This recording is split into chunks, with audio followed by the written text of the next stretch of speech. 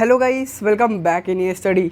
सो भाई, after a long time मैं आपके लिए लेके वीडियो आ चुका हूँ और तुम लोगों के लिए लेके आया हूँ मैं साइंस का the human I and the colourful world.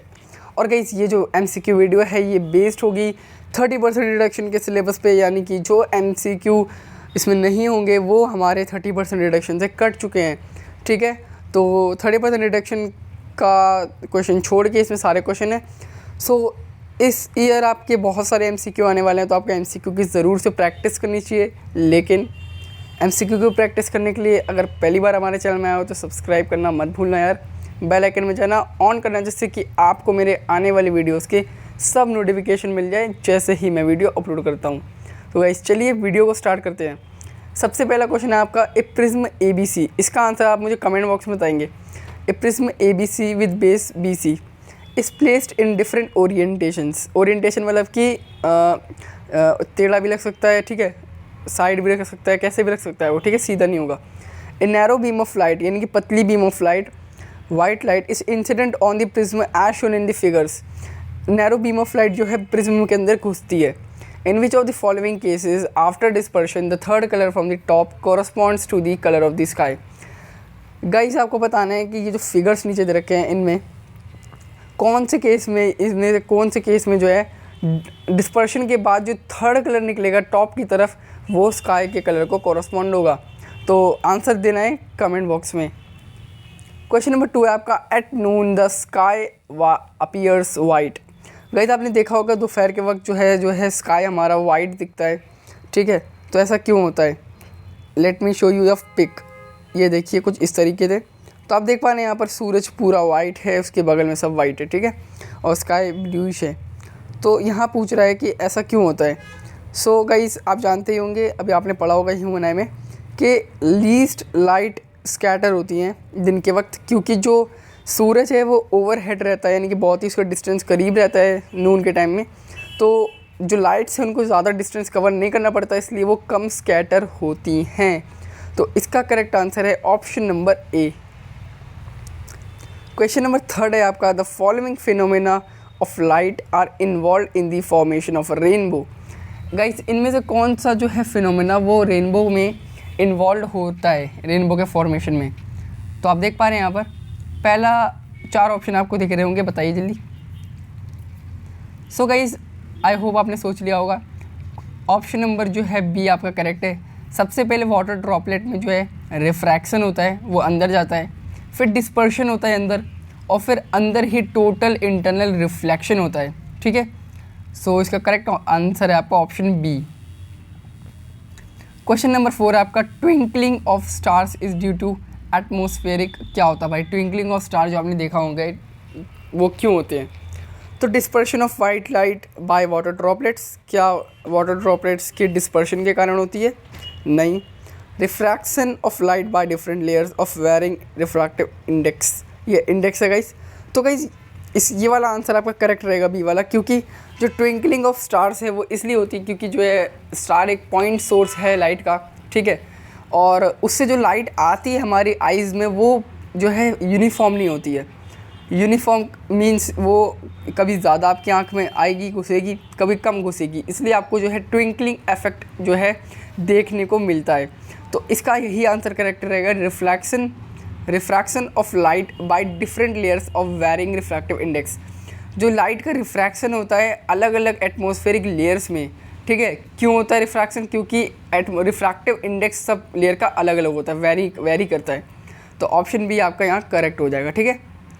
Question number 5 आपका, the clear sky appears blue because.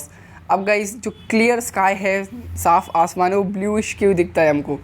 So blue light get absorbed in the atmosphere, ultraviolet radiations are absorbed in the air atmosphere. Question option C है, violet and blue lights get scattered more than light of all other colors by the atmosphere, or the light of all colors is scattered more than the violet and blue color lights by the atmosphere. So guys, इसका correct answer आपने पता ही होगा, आपको आपने सोच भी लिया होगा, ऑप्शन C है। क्यों, मैं दिखाता हूँ। देखिए, जो स्काई है, ठीक है, वो वॉयलेट और ब्लू लाइट्स को ज़्यादा स्कैटर कर देता है क्योंकि उनकी वेवलेंथ जो है कम होती है, ठीक है, और स्कैटर कर देता है, यानी कि वो फैल जाते हैं, और वो अगर एटमॉस्फेयर में फैलेंगे तो इसीलिए आपको जो है क्लियर स्काई ब्लूइश दिखता है। समझ गए आप? ठीक है, तो चलिए क्वेश्चन नंबर 6 में। क्वेश्चन 6 है guys, which of the following statements is correct regarding the propagation of light of different colours of white light in air. कौन सा स्टेटमेंट इसमें करेक्ट है propagation of white light air के अंदर के लिए? ठीक है, तो रेड लाइट मूव्स फास्टेस्ट, नहीं। Blue light moves faster than green light, ये तो कुछ है ही नहीं। All the colours of white light moves with the same speed. सारे ही कलर जो है वाइट लाइट के अंदर जो होते हैं वो सब सेम स्पीड से मूव करते हैं। सो यस, यही आपका करेक्ट आंसर है। ये वाला स्टेटमेंट इसमें ट्रू है। ठीक है भाई, हमने चैप्टर में ऐसा तो नहीं पढ़ा था ना कि रेड लाइट ज़्यादा तेज़ चलती है, ऐसा तो नहीं पढ़ा था ना। हमने वेवलेंथ पढ़ा था, वेवलेंथ किसका ज़्यादा होता है किसका कम होता है, लेकिन ये नहीं पढ़ा था कि स्पीड सबकी अलग है, सबकी सेम रहती है। ठीक है, क्वेश्चन 7 है, the danger signals installed at the top of tall buildings. गए जो बड़ी बड़ी बिल्डिंग्स होती है उसमें डेंजर सिग्नल जो लगे रहते हैं वो रेड कलर के ही क्यों होते हैं? ठीक है, ये बोला इसने रेड कलर के होते हैं। This can be easily seen from a distance, वो बड़े दूर से भी दिख जाते हैं, क्योंकि बताइए। जो रेड लाइट है उसने ये रीज़न दे ही रहा था, पर आपको आगे बताना है। बिकॉज सारे कलर्स में से जो रेड लाइट है is scattered the most by smoke और फॉग।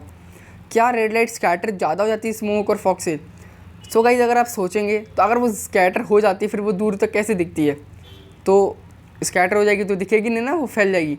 तो इसका करेक्ट आंसर है इस scattered least by the smoke और फॉग, ये वाला। ठीक है, वो कम स्कैटर होती है स्मोक और फॉग से, तभी तो वो भाई दूर तक दिखती है।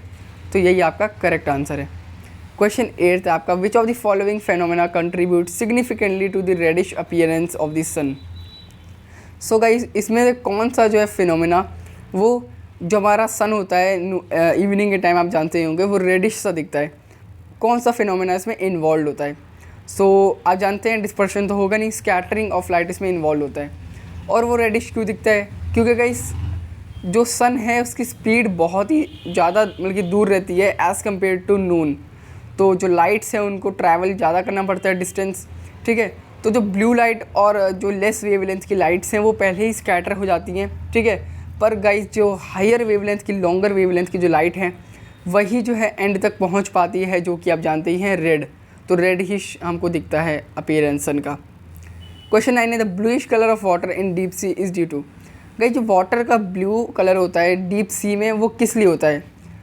बहुत ही ईजी क्वेश्चन है, वो होता है रिफ्रैक्शन ऑफ लाइट के कारण। ठीक है, तो इसका करेक्ट आंसर है स्कैटरिंग ऑफ लाइट। ठीक है, ऐसा तो नहीं हो सकता, देखिए रिफ्लेक्शन है ये तो नहीं होगा।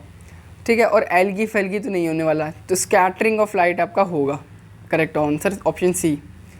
The last question of the MCQ video is when light rays enter the eye most of the refraction occurs at the. Guys ये आपने चैप्टर के फर्स्ट या सेकंड पेज में पढ़ा होगा कि जो हमारा कॉर्निया है उसका आउटर सरफेस क्या करता है, जो हमारी आँख में लाइट्स जाती हैं उसको, ज़्यादातर लाइट्स को वो बाहर से ही स्कैटर कर देता है। ठीक है, बाहर से ही वो रिफ्रैक्शन कर देता है। ठीक है, तो आप जानते ही हैं जो ज़्यादातर लाइट रेज हैं वो रिफ्रैक्ट हो जाती है कहाँ पर? Outer surface of the cornea से वो रिफ्रैक्ट हो जाती है ज़्यादातर लाइट्स। तो यही है आपका MCQ गाइस। आई होप आपको जो है मज़ा आया होगा गाइस। अगर आपको ये वीडियो चाहिए, अच्छी लगी तो लाइक कर देना, शेयर कर देना, चैनल पर नहीं हो तो सब्सक्राइब कर देना। और अगर आपको ये वाला PDF चाहिए, अगर आपको कुछ और देखना है जाके, तो डिस्क्रिप्शन में लिंक दिया, जाके डाउनलोड कर सकते हो। अगर आपको कोई डाउट है तो मैंने डिस्क्रिप्शन में अपने मेल ID दे रखा है, आप मुझे मेल भी कर सकते हो। तो तब तक के लिए मिलते हैं अपनी नेक्स्ट वीडियो में, तब तक के लिए जय हिंद, जय भारत।